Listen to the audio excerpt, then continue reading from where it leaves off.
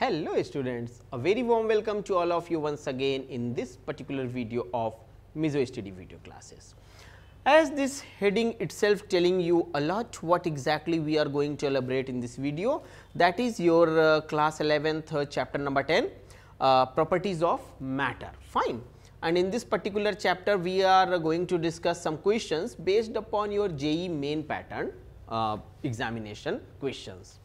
Now about this chapter I would like to say there are just 2 or 3 basic concepts, fine. And if you are applying force, so how the shape of the object is changing, maybe length, maybe area, that is something which is the core of this chapter. Well, from the weightage point of view, I can say that there is a good probability or possibility that you may get 1 or 2 questions from this particular chapter, but this entire zone that comes from properties of matter, then it comes your fluid mechanics, then it comes your thermodynamics, thermal properties. So ये सारा कुछ जो मिलके है ना वो आपको surety देता है अराउंड यू कैन से 6 to 7 क्वेश्चंस, बट उसमें वेटेज क्या रहेगा that is something which we can't predict. हो सकता है इससे कुछ भी ना हो, फ्लूइड मैकेनिक्स से हो सकता है थर्मल से ज़्यादा वेटेज हो, बट हम जब डिस्कस करेंगे तो we will have to provide equal weightage to each and every chapter. Fine. So that's why these set of some good 10 questions and the main motive is simply to give you the sensitization about the basic concepts of this chapter. Simple से फॉर्मूले हैं, मैं एक दो चीज़ें जरा पहले ही बता देता हूँ आपको. इस चैप्टर में जो मेन थीम आपकी रहेगी वो रहेगा, जैसे मान लीजिए यंग्स मॉडुलस होता है आपका स्ट्रेस अपॉन स्ट्रेन का. ठीक है. अब स्ट्रेन आपकी कई तरीके से हो सकती है. स्ट्रेस में मेनली आप लोग बात करते हो F अपॉन ए और डेल्टा L अपॉन ए. ये मैं इसलिए लिख रहा हूँ क्योंकि आज के इस वीडियो में मैं ना शुरुआती क्वेश्चंस हैं. So what I will do, I will try to focus maximum you can say points for these basic questions. Fine. तो चलिए शुरुआत करते हैं. Here comes your first question.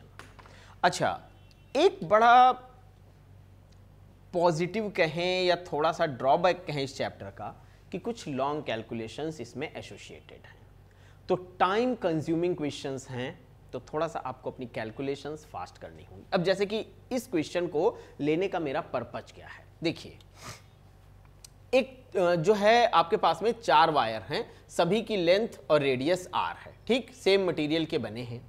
अब which of these will have the largest extension when the same tension is applied? Following 4 wires of length L and radius R. 4 हमने तार लिए same material के लिए, लेंथ भी सेम है, radius भी same है. ओके. L सेम है लेकिन L की वैल्यू हर बार देखिए 4 ऑप्शन दिए गए हैं, तो अब क्या ऐसी वैल्यू मैं L और R की लूं जिससे कि मुझे मैक्सिमम एक्सटेंशन मिले. तो आप में से बहुत सारे लोग सोच सकते हैं कि अगर 300 सेंटीमीटर सबसे ज़्यादा दिख रहा है वो मैं ले लूं तो मैक्सिमम एक्सटेंशन होगा. भाई मैक्सिमम एक्सटेंशन के लिए ये कंडीशन कहाँ है कि सबसे ज़्यादा लंबा तार होना चाहिए? That is not the condition. So हमें अब चेक करना है और कौन सा बेसिक फॉर्मूला लगाना है, वही अपना y is equal to stress upon strain. ठीक है. तो हम एक जनरल रिजल्ट निकालेंगे. फाइन. हमें चाहिए एक्सटेंशन, तो कहीं ना कहीं आपके मन में ये वाला टर्म निकालने की वो आएगी जो रिक्वायरमेंट है. हम इस लेंथ को निकालना चाह रहे हैं कि इन वेरिएशंस के साथ ये लेंथ कितनी निकलेगी. ठीक है. आइए. और हाँ, ये देखिए सेम टेंशन की बात की गई, यानी F जो है वो सेम लगा है. तो भाई यहाँ पे मैं एक लाइन डाल के और इधर का स्पेस यूज करता हूं. थोड़ी देर के लिए ये छिप जाएगा, मैं इस तरफ आऊंगा. एक्चुअली मैं एक जनरल रिजल्ट ड्राइव करना चाहता हूं, फिर ये वैल्यूज रख के हम लोग चेक कर लेंगे. ठीक है. तो अगर मैं इसको ऐसे लिख दूं तो मुझे लगता है आप सभी लोग कंफर्टेबल रहेंगे. पाई r square into delta L. कुछ नहीं किया, वही स्ट्रेस अपॉन स्ट्रेन के रिजल्ट को थोड़ा सा मैंने पॉलिश कर लिया है. तो बच्चों डेल्टा L मुझे क्या मिला, ये मुझे मिला आर स्क्वायर, देख लीजिए। ठीक, अब हम क्या करते हैं, इस वैल्यू को यहां लिख के जरा एक एक करके वैल्यूज पुट करते हैं। अब मैंने क्या कहा था, टाइम कंज्यूमिंग। देखिए जनरल रिजल्ट तो आ गया मुझे, अब मुझे प्रॉब्लम यह है कि मुझे ये सारी वैल्यूज रख के चेक करना पड़ेगा। तो डेफिनेटली अगर मैं ये मान के चलूं कि अराउंड 30 सेकेंड्स एक वो ले रहा है, तो 2-2.5 मिनट का टाइम तो इसमें मुझे चाहिए, और क्वेश्चन पढ़ने के लिए भी कम से कम 40 सेकेंड चाहिए। तो इफेक्टिवली 3-3.5 मिनट इस क्वेश्चन पे जा रहे हैं, ठीक है ना। तो ऐसे क्वेश्चंस में टाइम मैनेजमेंट बहुत इंपॉर्टेंट है। आइए इसकी वैल्यूज जरा यहां लिख देते हैं, L/r²।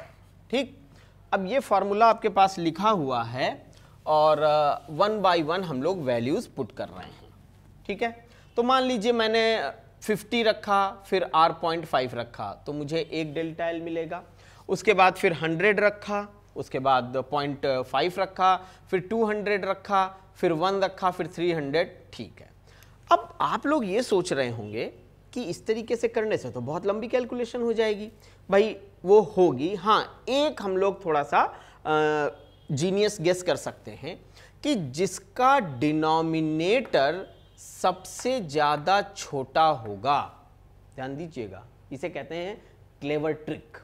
जिसका डिनोमिनेटर सबसे ज्यादा छोटा होगा उसके में लेंथ में जो है चेंज सबसे ज्यादा आएगा, है ना। ये तो छोड़ दीजिए ना, ये वैल्यू तो जो है वो है। अब मान लीजिए 5 सेंटीमीटर के एक वायर में, सॉरी 50 सेंटीमीटर के वायर में 5 सेंटीमीटर का चेंज आ जाए और 100 सेंटीमीटर के वायर में 2 सेंटीमीटर का चेंज आए, तो ऑब्वियसली बात है कि 5 वाला ज्यादा है। तो उस तरीके से अगर मैं गेस करूं तो मैं कहूंगा ए इज द करेक्ट ऑप्शन। एक मेथड तो ये हो गया, और दूसरा अगर 200% श्योरिटी के साथ आना है तो कैलकुलेशन तो करनी पड़ेगी। मैंने तो ये अप्रोच लगाई, करेक्ट ऑप्शन इसका ए ही है। मैंने ये अप्रोच लगाई कि if denominator is small then जो आउटकम आएगा वो सबसे ज्यादा होगा। और यहां आप देखो 0.25, 0.5, वैसे भी क्या कहते हैं, एक छोटे से नंबर का जो कि डेसिमल में है, अगर आप स्क्वायर कर दो तो वो और छोटा हो जाता है ना। तो बिकॉज ऑफ दैट रीजन। चलिए आगे चलते हैं। Now let's take a look over here. One end of a uniform rod of mass m1, uniform area of cross section A is suspended from the roof and a mass m2 is suspended from the other end. ठीक, देखिए एक diagram मैं बना देता हूं। मान लीजिए ऐसे करके रॉड है और ये एक कमरे की छत में इस तरीके से फिक्स कर दी गई है। ठीक, रॉड दिखाने इसलिए मैं थोड़ा सा बड़ा शो कर रहा हूं इसको। ये रही, और इसकी अपनी जो मतलब मास है वो m1 है इसका। ठीक, फिर इसका क्रॉस सेक्शनल एरिया ये वाला जो है, जिसको मैं अभी व्हाइट कलर से कर दे रहा हूं नीचे ऊपर कहीं भी, तो ये हमारा A है। ओके, अच्छा, अब हमने क्या किया, इसमें एक m2 मास यहां पे अटैच कर दिया इस जगह पे। तो चलिए एक छोटा सा मास हमने m2 यहां पे अटैच कर दिया, ये m2 आ गया।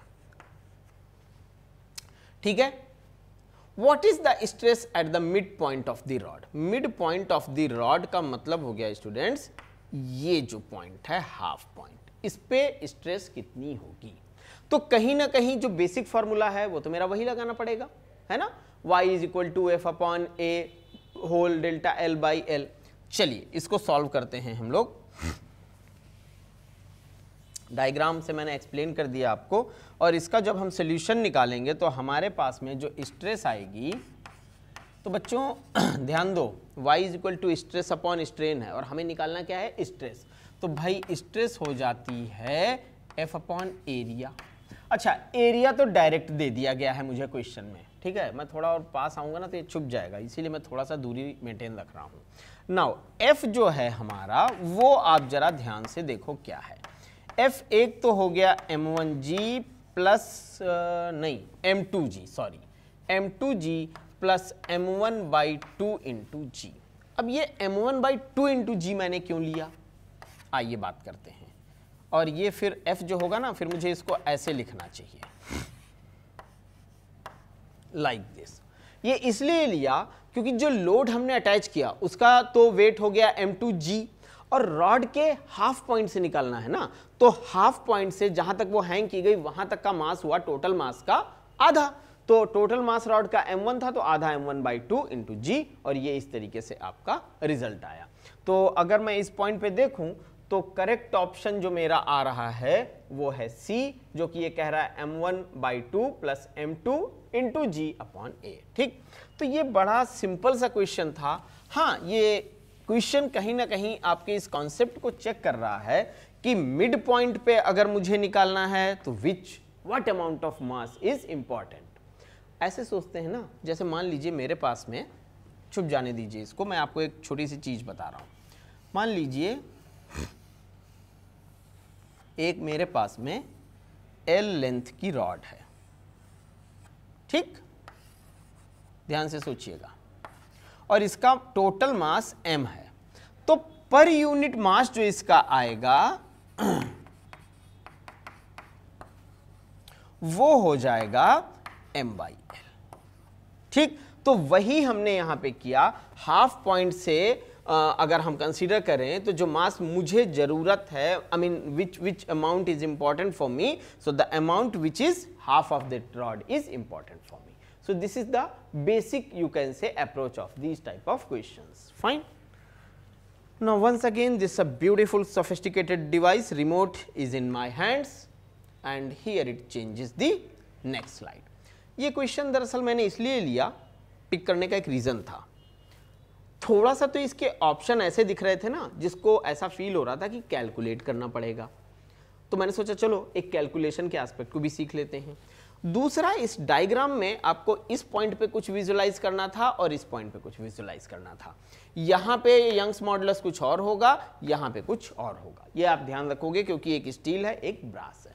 देखिए, ratio of lengths, radius and Young's modulus, ये कैपिटल नॉर्मली लिखा जाता है, सो डोंट गेट कंफ्यूज।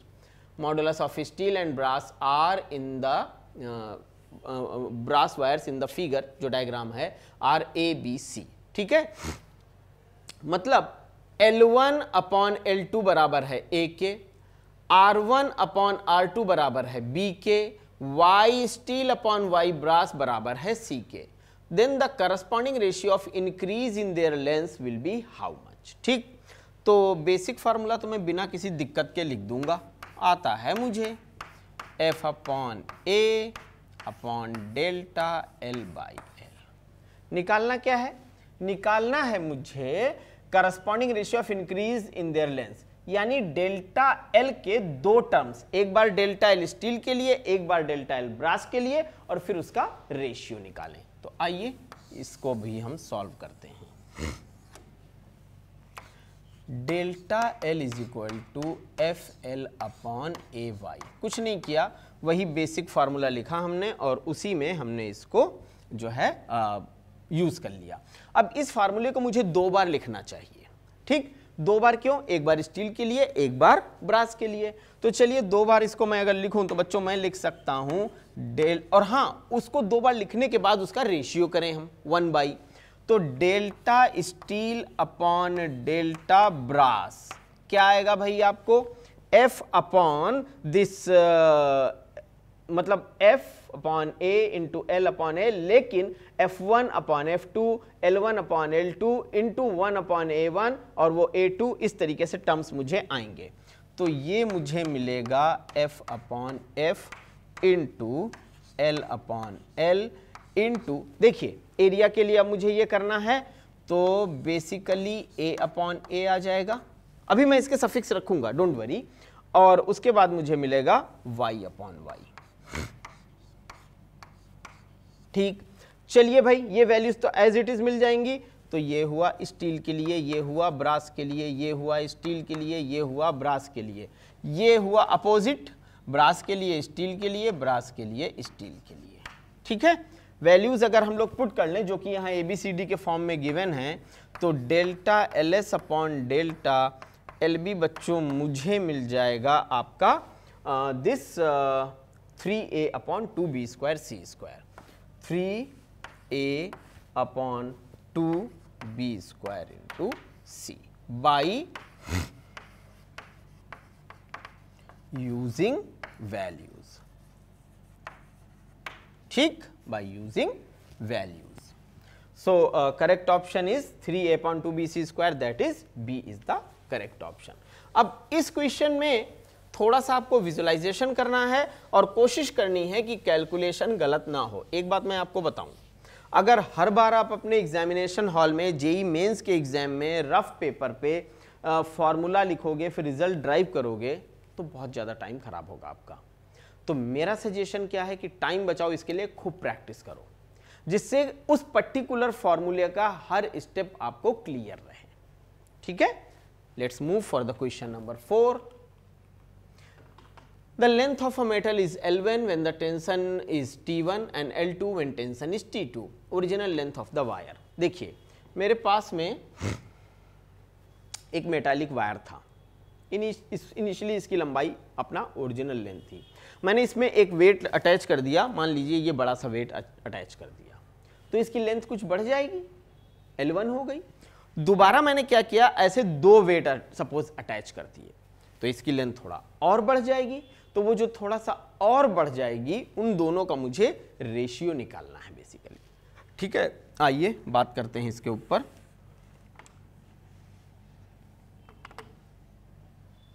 फिर से वही फार्मूला, ठीक है, मैं ज़्यादा बार लिख चुका हूं तो मैं आपका बहुत टाइम यूज़ नहीं करूंगा।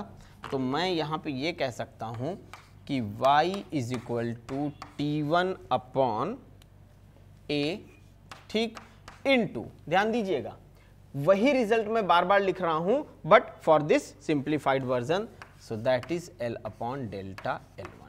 ठीक है, कुछ पॉलिश करके मैंने इसको लिख दिया और ये बच्चों बराबर होगा T2/A इनटू, जानते हैं ये क्यों लिख रहा हूं, when the tension in the is T1 T2 the original length of the wire. तो कहीं जो एरिया है उसमें कोई वेरिएशन मुझे दिया नहीं गया है, तो ये हो गया L/डेल्टा L2। ठीक, अब इन दोनों को जब मैं सॉल्व करूंगा, ये दोनों ही y के बराबर हैं क्योंकि देखिए ना सेम मेटल है, मेटल अलग अलग नहीं है। तो इसको जब मैं बराबर करूंगा तो मुझे मिलेगा T1/L1 minus L/T2/L2 minus L। ठीक, दो वायर्स के लिए अलग अलग वैल्यूज टेंशन की। तो इसको जब मैं सॉल्व करूंगा तो मुझे यहां से मिलेगा दिस L1 T1, कुछ नहीं करना, टर्म्स को इधर कर देना है और इधर कर देना है, दैट्स इट। सॉल्व करने के बाद C जो है वो मेरा करेक्ट ऑप्शन आएगा। Fine. So as such these are not very difficult things. हाँ, थोड़ा प्रैक्टिस और थोड़ा थिंकिंग वो जरूरी है।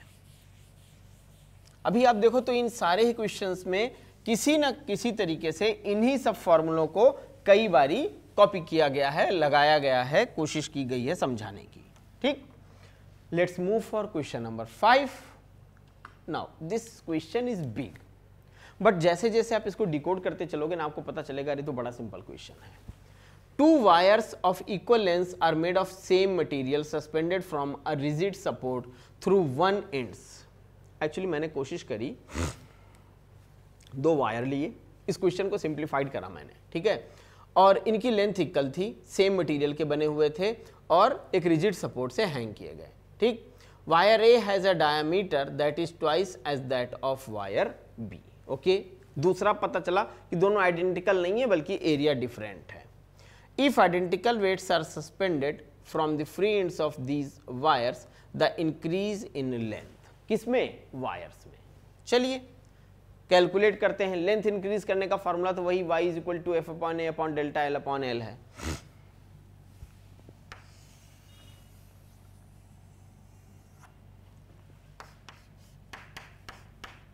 FL, ठीक, फोर्स एंड ओरिजिनल लेंथ, ये मिलेगा भाई A1 L1 और सेम मटेरियल है तो ये मिलेगा FL/A2 L2। ठीक, इन दोनों को अगर मैं इक्वेट कर दूं तो बच्चों मैं L2 बराबर लिख सकता हूं L1 A1/A2।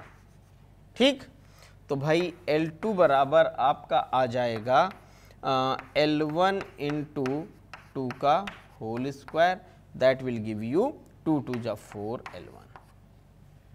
yes, 2 2 जा 4 L1। तो उसके बाद जब मुझे इसको सॉल्व करना पड़ेगा तो मैं ये कह सकता हूँ कि L1 जो है वो इतना L2 जो है इतनी वैल्यू के साथ आएगा, and then when we will solve it we will get L2 is equal to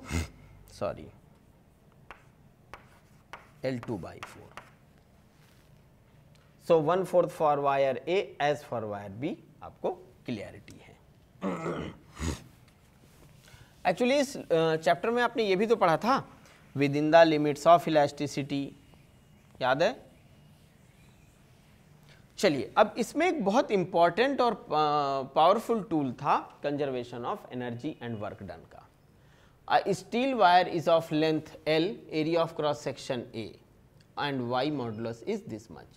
How much energy is required for increasing the its length by 2 mm? ठीक है, तो ये पहली बात तो मैं आपको बता दूं,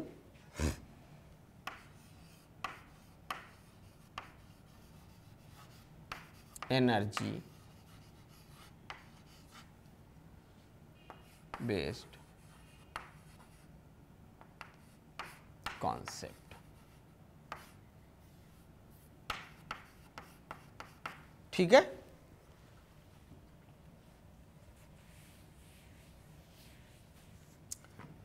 चलो भाई अब इसको इस तरफ थोड़ा सा रिजॉल्व करते हैं।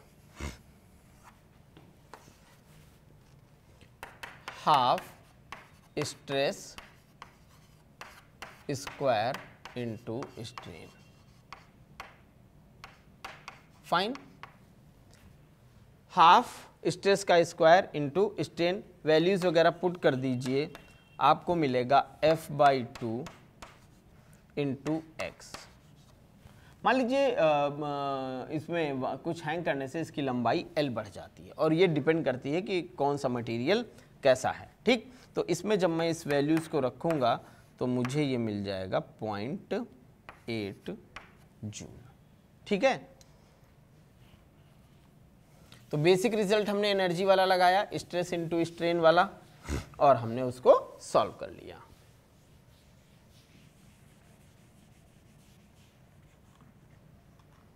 Fine, let's move for question number 7.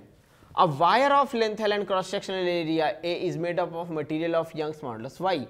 If it is stressed by an amount X, the work done how much? बड़ा फंडामेंटल क्वेश्चन है, बट मैं समझा देता हूं। दिस इज क्वेश्चन नंबर 7, ठीक है। सो डेल्टा L क्या है? Basically X, fine. So if delta L is equal to X, तो हम ये कह सकते हैं कि भाई F is equal to Y A delta L/L। Capital L रख लो, स्मॉल l रख लो, चलो कैपिटल L रख लेते हैं, स्मॉल l तो हम रख ही चुके हैं, fine. So average force work done क्या होता है? एवरेज फोर्स, परफेक्ट तो निकलता नहीं है,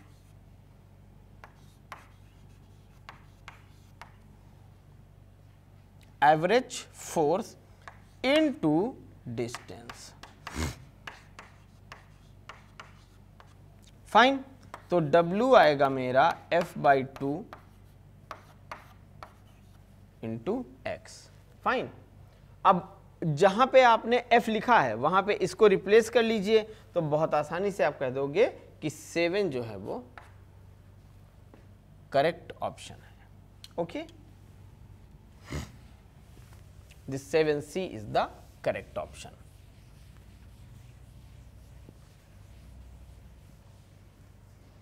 एक्चुअली हमें क्वेश्चंस में बहुत बारी क्या होता है कि अपने तरफ से भी एफर्ट्स डालने पड़ते हैं, okay. So here comes your question number 8. A steel ring of radius R and cross sectional area A is fitted onto a wooden disc of radius R. R is very greater than R. If Young's modulus be Y, then the force with which the steel wire is expended. जब आप load डालेंगे किसी wire पे तो उसकी लंबाई तो बढ़नी है, वही प्रोसेस हो रही है। उन्हें ये पता लगाना है कि जनरल रिजल्ट यू नो और not, fine. If you know the general result, very easily you can find out the answer. So now once again the same approach. अच्छा, मैं ये जो बार बार लिख रहा हूं ना टर्म, वो सिर्फ आपके समझने के लिए लिख रहा हूं, क्योंकि you should not gate confused कि भाई कहां पे क्या लगाना है। और दूसरा स्ट्रेस, फाइन। अब स्ट्रेस जब आएगा इसमें तो आप देखो कि एक तो हो गया डेल्टा एल बाई एल और स्ट्रेस हो गया आपका वाई इंटू स्ट्रेन, चलेगा। F is Y is equal to होता है स्ट्रेस अपॉन स्ट्रेन, तो स्ट्रेस बराबर हो गया इतना। अब इसकी वैल्यू आप रख लीजिए, डेल्टा एल बाई 2, ठीक। No no no no no no, delta L by L, delta L by L, ठीक। अब यहां से अगर मैं लगाऊं इसको तो मैं ये कह सकता हूं कि ये होगा 2 pi r minus 2 pi r upon 2 pi r, ठीक।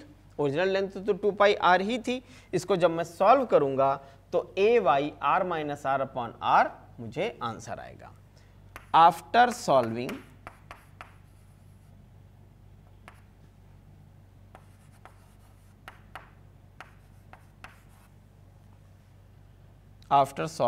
and putting values, ठीक है। तो उस सीक्वेंस में जब मैं रखूंगा तो बी जो है मेरा वो करेक्ट ऑप्शन आएगा, okay.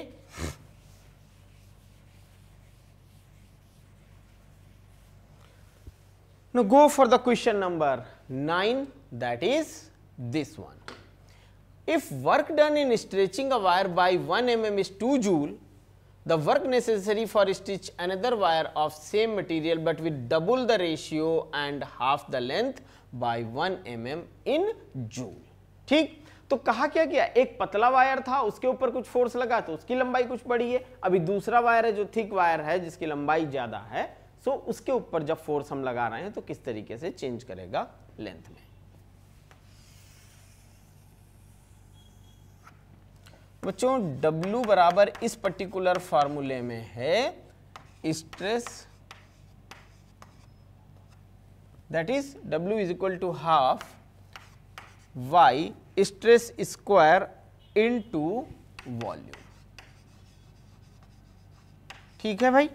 Now in this scenario when will be put the values, so मुझे ये सीधा सीधा मिल जाएगा Y A delta L square upon 2l, और W प्राइम जो दूसरी सिचुएशन के लिए होगा another wire of same material. अच्छा, ये तो सेम रहेगा एंड बाकी चीजें यहाँ पे इन्होंने चेंज करी हैं। तो बाकी जो चीजें चेंज करी गई हैं वो हैं 4 area into delta L square upon 2 into L by 2, fine. So इन दोनों को सॉल्व करने के बाद में आपको आंसर आ जाएगा 16। ये तो आपका W हो गया, ये W प्राइम हो गया। सॉल्व कर लीजिए W बाई W प्राइम करके and then you will get the resultant as D 16 times.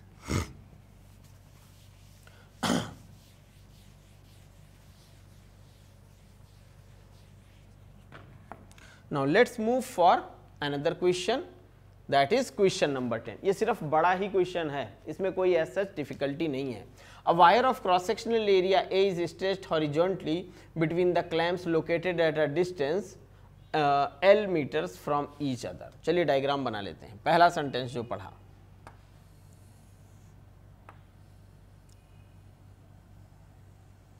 ये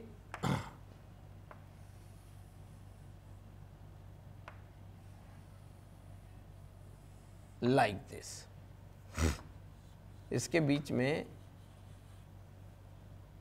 ऐसे करके देखिए। अब क्या कहा गया है, ये क्लैंप नंबर 1 है, क्लैंप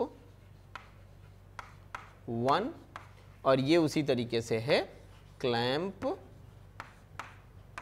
2, ठीक। A weight W kg is suspended from the midpoint. यहां से एक W kg का वेट अगर आप लटकाओगे तो होगा क्या, ये तो वेट हो गया,